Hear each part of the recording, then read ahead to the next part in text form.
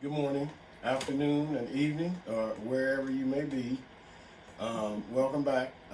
Today we are going to be frying some of the fish that we cleaned the other day, and I will take you through a step-by-step process of how we prepare the fish from the workstation to the frying pan. To the eating. But first, Setta has a couple of words she wants to say, something she wants to say to you fine folks. Setta. Hey everybody! Oh, welcome to Jeff and Setta's place. I forgot to say that at first, but but anywho, I just wanted to show y'all some of the seasonings that Jeff's gonna be using. He's gonna be using. I got at TJ Maxx, and I forgot to put it on the TJ Maxx haul video I did on my other channel. So this is one of them. It's a garlic and onion blend, and it looks really, really good. Yeah, TJ Maxx. So that was one of them. And then, actually, this one came from Sam's. The garlic pepper he's going to be using. But we stuck it in a smaller jar because, you know, Sam's has the big things. So that's just some of it he's going to be, telling you about. Back to you, honey, sweetie bee, sweetie bee.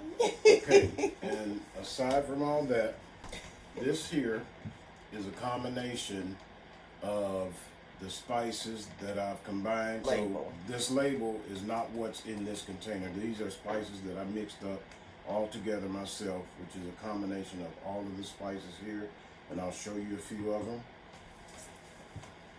It's Kinder's, hickory brown sugar, bourbon peach From Sam's. We have nature seasonings.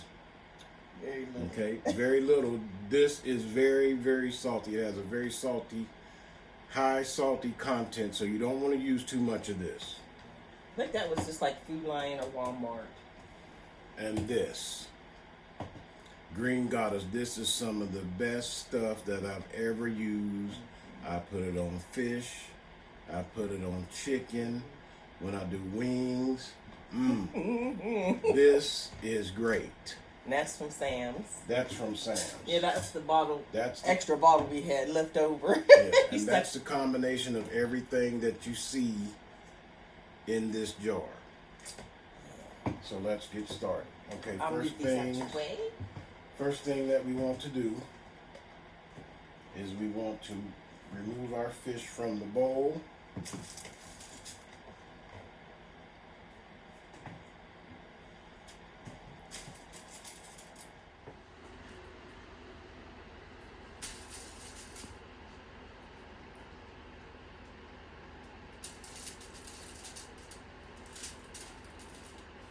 So what are you going to do with them on the tray? I'm going to pat them dry so that the seasonings will stick and the coating will stick. It has to be very dry. It's not going to be totally dry, but it'll be dry enough for the seasoning and the coatings to adhere to the fish.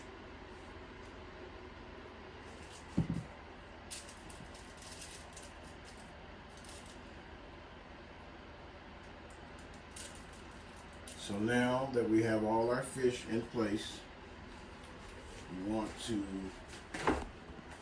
take paper towel, same way I did the wings, same process. And you want to press it and pat it dry. Not completely dry, but enough to where when you take it from here to the oil, it doesn't start to pop, but it will still be damp enough for your spices and the coating to adhere. And this is what you're looking for right here. There's going to still be some water here, but that's not a bad thing. The coating will take care of that. We forgot to talk about the coating. This coating is something that I made, well, I purchased, but I added a little extra cornmeal to it because it gives it that extra crunch. It's a brand called Louisiana fish fry. And that's what I have in this container, which is going to be the last step in the process of coating the fish.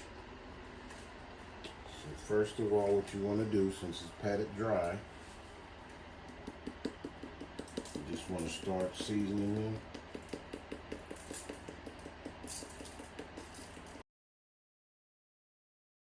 The Louisiana fish fry is also seasoned.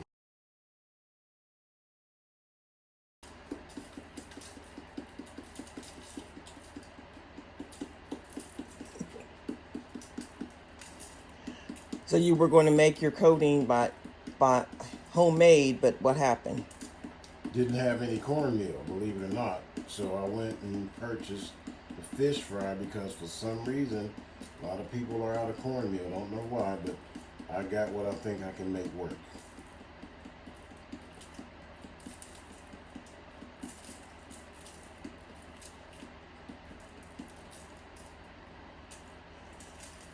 Now in this process, what I do is, even though you know you have fish on here, I like to coat both sides.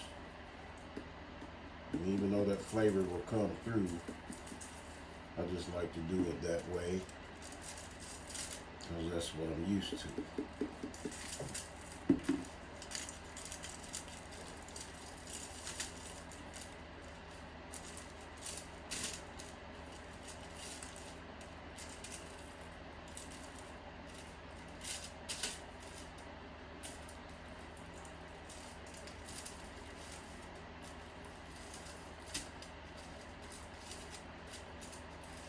For those of them that did not see the cleaning of the fish, you still have the fins on them.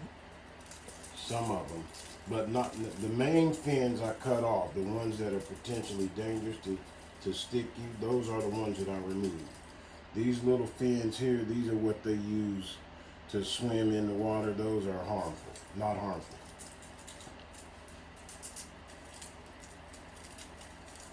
And they got a good crunch to them when you fry them up, so you know, that's part of what I do too. I keep that little fin on there, crunch on that like a potato chip. So now once we've coated or seasoned the fish, what I like to do is, because they're on this board that we're using, I just sprinkle it on there. I'll show you why I'm doing it this way. So that's the coating. This is the coating. This is the final step before you fry. And like I said, you don't have to use a lot because it's already seasoned. But I'm going to show you the importance of what is done on the other side when I turn the fish back over.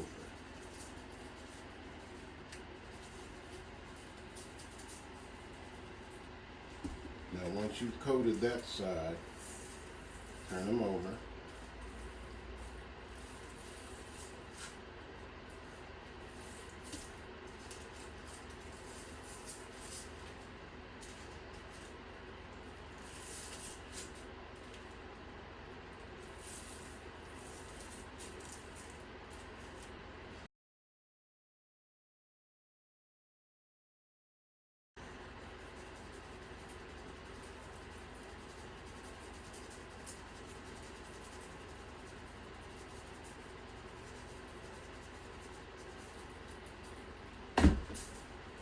And we like ours with a lot of the stuff on it, right? But you don't have to put as much.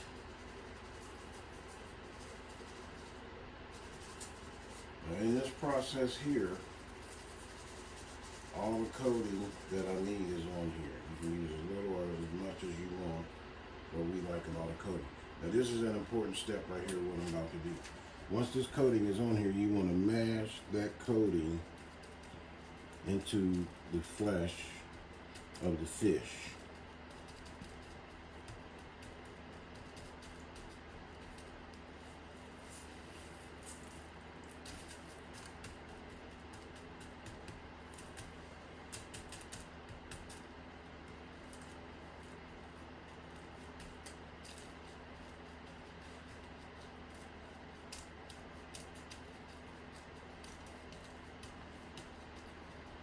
mashing it into the flesh of the fish helps to absorb that little bit of moisture that stays on the fish anyway.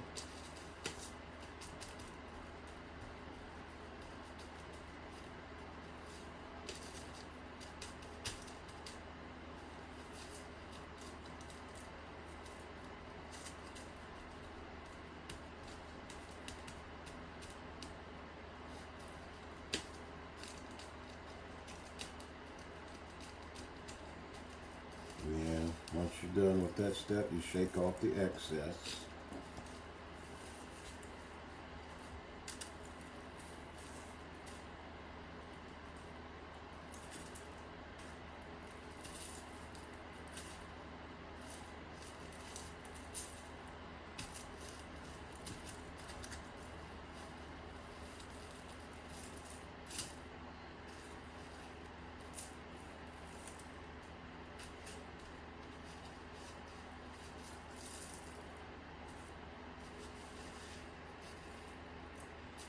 While my oil is heating up,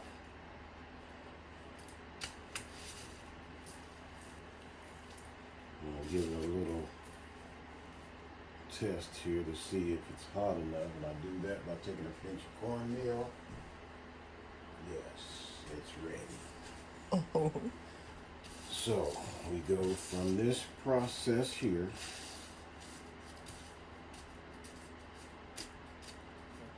These are the eggs that I was telling you about that came out of one of the females.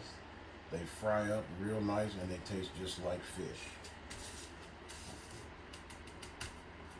So we go from this step straight to the frying pan.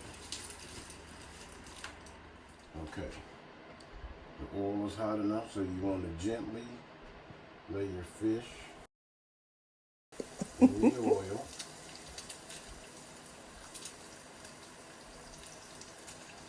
And that smells good already.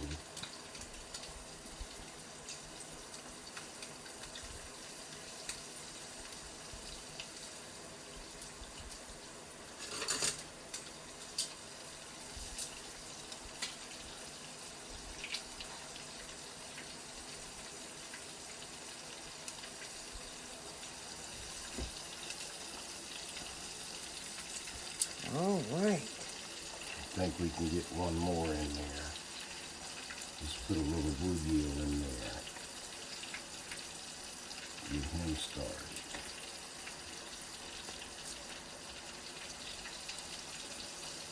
Yeah. That's what I'm talking about right there. Some people like them hard fried, which is good. And you see the reaction of the fins on the fish. The oil makes them stick straight up. One move while you were talking. Yeah. Oh, that's funny. Okay. Now this here is just a screen for splatter. So what I do is I put that on there in case there's still some water in the fish. I don't want it to pop anywhere, especially on these. And that screen is perfect. Okay, so how long do you let it cook before you flip it over and all that? I'd give it 3 minutes, 3 to 4 minutes on each side, depending on how crispy you want your fish. Sometimes I go 5, but it just depends on the size of the fish. Yeah. Okay, it's been about 3 minutes, so I'm gonna give them a quick check, see what they look like. I think it can go a little longer. So that's the 3-minute check. I check the smaller ones. Yeah, the smaller ones are getting there. So let's give it about another 2 minutes on that side, and then we'll turn them over. And that'll be that. Okay, folks, this is the first batch. I like the color on these. That's the color you want. The second batch will be a little bit darker at the preference of somebody in the kitchen, but I'm not saying no names. I like it but crispy. you can fry it hard to whatever color that you choose. So that cook time is anywhere from 3 to 5 minutes on each side. It can vary depending on the size of the fish. That's whatever you prefer. However crispy you want it, that's entirely up to you. For those of you who watched me cook the wings on one episode, you notice that I removed some of the flour on the first batch that I cooked. You do that so that that flour doesn't burn on the next batch that you put in there. The same goes for fish. You want to remove any excess cornmeal that's left after the first fry. That way, when you scrape that out or scoop that out, it doesn't remain in the skillet to burn, and then you don't want that burned flavor in your next batch of fish. Cool, baby. Here's the second batch, y'all. Okay, y'all, I'm going to be frying this fish. See, I'm doing wonderfully. It looks delicious. Just if you want me to come and cook for you, just let me know. Okay. Hey folks, well, we're done cooking. This is how it looks. So we got one still going. We got one left, but these are the ones that are done, and we're going to do a taste test. There we go. Okay, y'all, time to taste test. Okay, this is the crappie. Excuse me. That's the crappie. Yes, this is a piece of crappie. We're going to give it a test. See what it tastes like. Get y'all some of this. But this is what I use, but it is not the only hot sauce on the planet. Whatever you do when you're eating fried fish, get you some mustard and hot sauce. Oh, for me, I thought you was tasting. You taste This first. is crappie? This is crappie. Now, watch for bones. Be careful. It's not fishy. Not at all. It's not a fishy taste. It's this good. is your bluegill. I like that. Okay. Some hot sauce. Hot sauce. Yeah. Watch for bones. Yeah. It tastes good. I thought I had one. No, I didn't. It's good.